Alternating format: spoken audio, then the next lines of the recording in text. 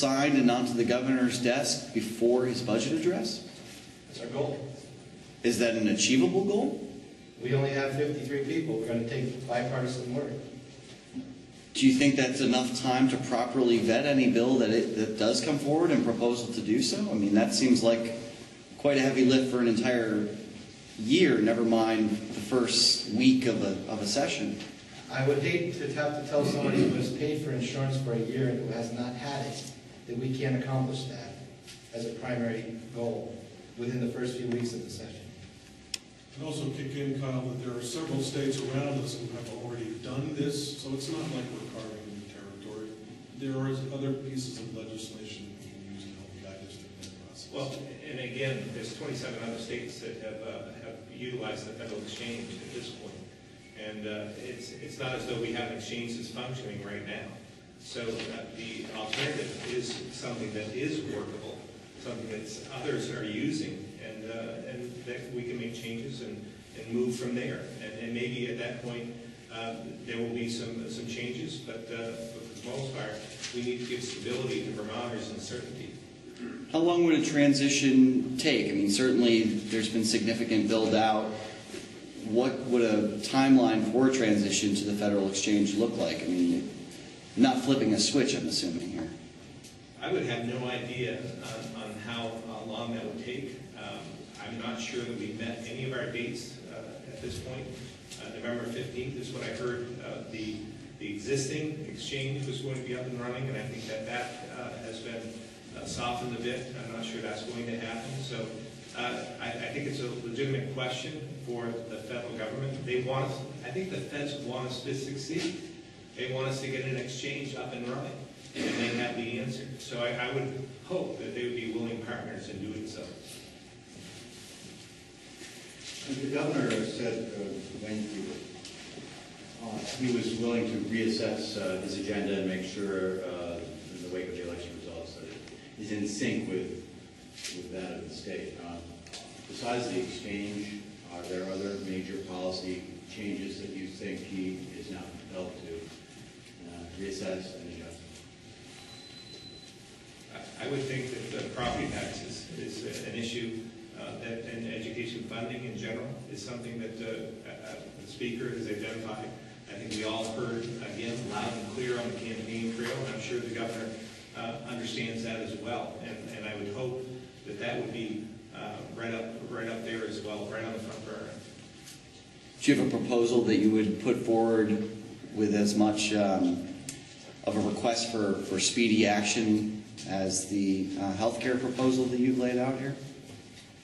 I would think that's a little more difficult, obviously challenging. This is something that has been kicked down the road for the last few years, hasn't been addressed. It's not an easy situation, but it's something that the Vermonters are demanding at this point. So I would hope, and again, I think it was 3 or 4 weeks ago when the Speaker got together and has been having apparently some meetings in conjunction with that. And maybe they're coming up with solutions. But again, as I said on the campaign trail, this isn't about just the formula. This has to be about the other side of the equation, the spending side as well, because just changing the formula is just rearranging the deck chairs, and that's not going to solve the overall problem. And I just will follow up. The exchange is, in my opinion, one of the most important, as I've laid out here, issues. We have people that have paid for insurance all year that don't have it. And with open enrollment looming in the next few days, that is a critically important issue that needs to be resolved now. The property taxes is very important, but in my mind is second to getting the health exchange resolved ASAP. Are there people who paid for health insurance for the last year that were denied medical coverage because they didn't have it? I'm not aware of that, but I stood at the polls the other day and had a number of people come up and said they've been paying a bill, but they still don't have insurance. Kyle, just to go back to your question for a moment, you know, the 3 traditional core principles of state government have always been education, public safety, and infrastructure. And to answer your question about what specifically we think the governor should change, what we're really interested in doing is getting back to those core principles and bringing those to the forefront of what it is we are talking about as a state government. We don't necessarily disagree with proposals that have been put forth, but those three core principles have been taking a back seat to every other discussion we've been facing. And it's really high time that we get back to them, as Vermonters in this past election have clearly demonstrated they want us to do. You say you want to act in a bipartisan, cooperative manner, and yet the opening move would seem to be a reverse the governor's signature policy initiative in a few days in the session. Is that really a demonstration of bipartisanship and cooperation? Keep in mind, from my perspective, that we have been at this discussion for 4 years. It's not as if we have been challenging him successfully in some way. We've been in a super minority position. And that discussion for 4 years has been in their camp. And I think this past election has just demonstrated that Vermonters are no longer interested in continuing that conversation.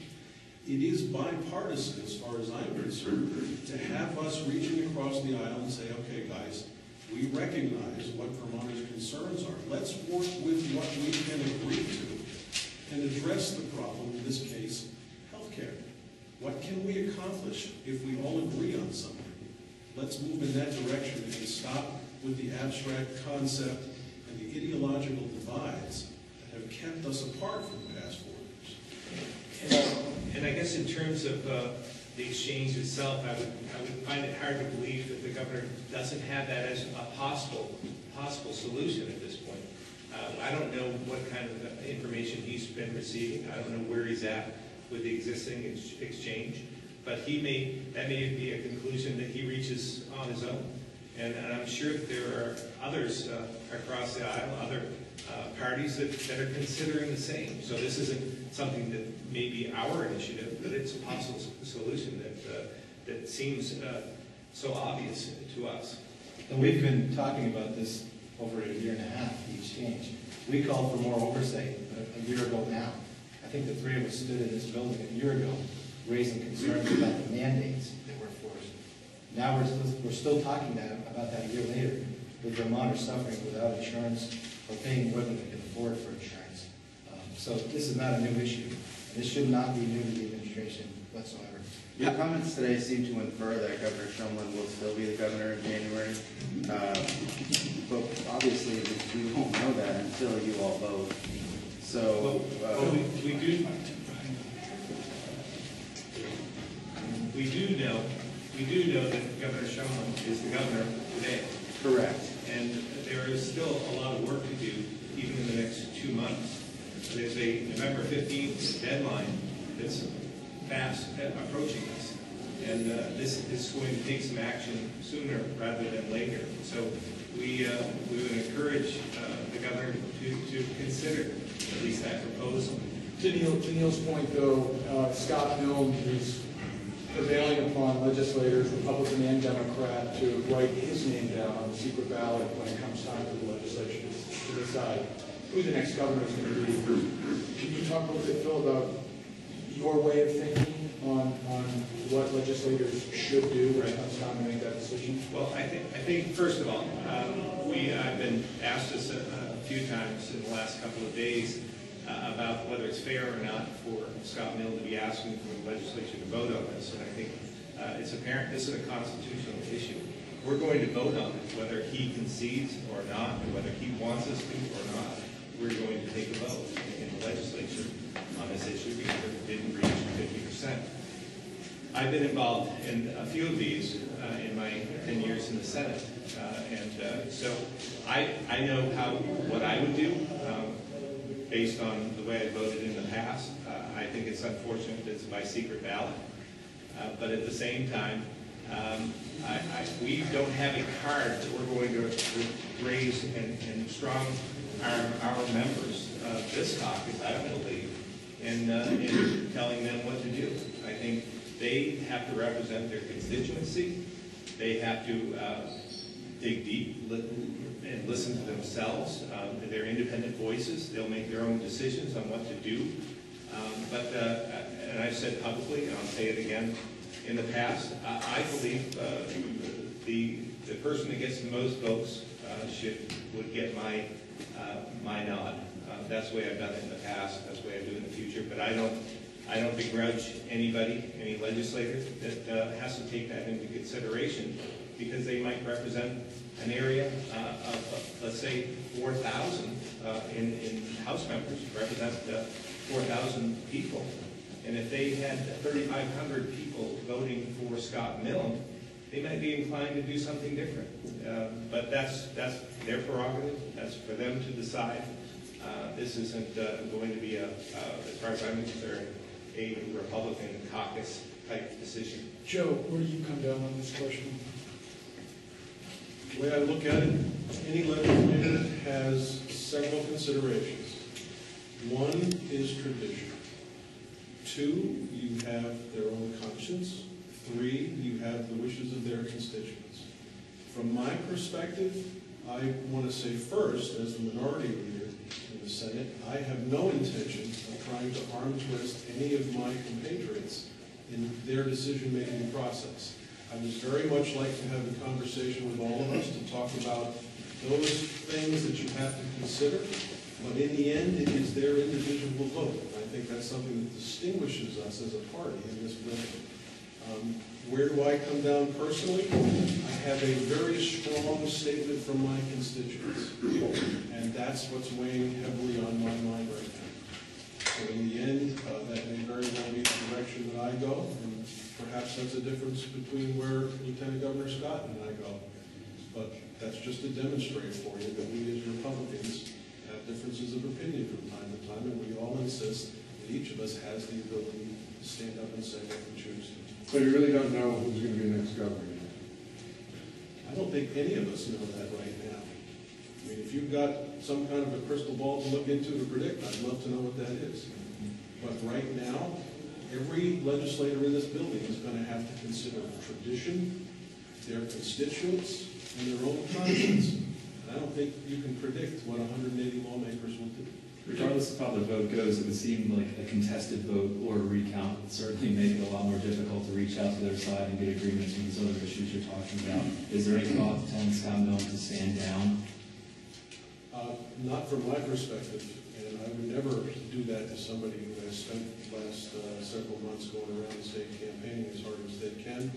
That, in my eyes, is a decision for that person to make. But did you do that to Dan Feliciano? Did I do that to Dan Feliciano? Let me be clear about that little meeting that we had. First, just to clarify, yes, Dan Feliciano was in the room, and yes, Scott Milne was in the room. It doesn't take a rocket scientist to understand why it was I asked to have that meeting. And let me also say that none of the folks standing here with me had any idea that I was calling that meeting. I don't want that to become a Republican issue. It was not. When we had that meeting, we had a very frank discussion about what the poll numbers were demonstrating and what the potential success was of any candidate who was opposing Peter Shulman. The reality of the moment was, in my humble opinion, that Scott Milne was within striking distance if Dan Feliciano had said, I recognize the tea leaves, I'm going to withdraw, and I'm going to throw my support to Scott Milne. In my eyes, that made it a better horse race. I think some of Dan's supporters would have ended up voting for Scott Milne, because I don't see any way that any of them would have voted for Peter Shulman. Conversely, there have been some who have suggested Scott Milne should have withdrawn in favor of Dan Feliciano. I'm pretty confident in predicting that none of the Scott Milne supporters would have voted for Dan Feliciano. Or if there had been, there would have been a very small number who did.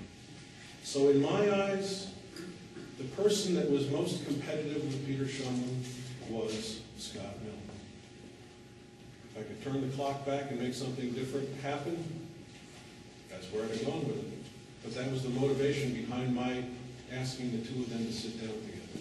So did Dan Feliciano cost your party the governor's office? I think that Dan Feliciano articulated a message that many Republicans can appreciate. I think that he did a lot with his skill at debating, to demonstrate the weakness of our current governor and the problems that we are facing as a state. So I'm going to give him this much credit. He was able to articulate the message, and it brought the Vermont voters to a point where they had to really seriously assess the condition of our state. In the end, I think Scott Milne minus Dan Feliciano, it's basic math. Some of his supporters would have come over to Scott Milne, and we'd be having a different conversation. And I think you know the answer to that. Senator, back to the question of affordability. Any proposed changes to make household energy costs more affordable? The energy discussion that we've been having has been hot and heavy on ideology. And as somebody who does believe in climate change and somebody who does believe in moving towards renewable energy, I think we need to have that conversation. But it is a conversation that, to me, has to be taken away from the big industrial complexes that are dominating that conversation and move towards the individual households and the small producers that might enable us to do it much differently than what we've been traditionally doing. As you may know, I led an effort for a 3-year moratorium on industrial wind for the very reason that I championed many years ago, trying to maintain our ridge lines against things like acid rain. And it didn't make any sense for me to blow up mountaintops in order to have an industrial complex come in when it wasn't demonstrated that it was actually going to achieve the desired result. We have to get rid of that ideology. You guys are still a super minority in the Senate. You're almost a super minority in the House. And unless something unprecedented happens, there's going to be a Democrat in the governor's office. You're still only going to have 1 out of 6 statewide offices. If Vermonters have come around to your way of thinking, as you